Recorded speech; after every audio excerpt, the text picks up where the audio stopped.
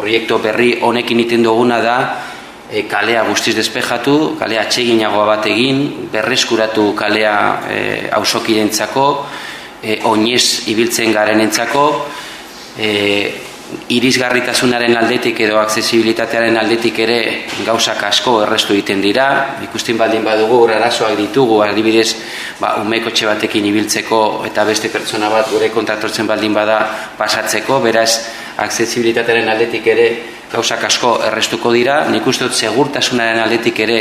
importantea izango dela aldaketa, azken batean bizibilitatearen aldetik kalea guzti zabalik egongo da eta gainera indartu egingo dugu bertako argia, iluminazioa, farola batzuk ere jarriz bertan, eta azken batean nik uste dut errestu egiten dugula komunikazioa Santa Eugeniatik Aurrezki Kutxa kale tarte horretan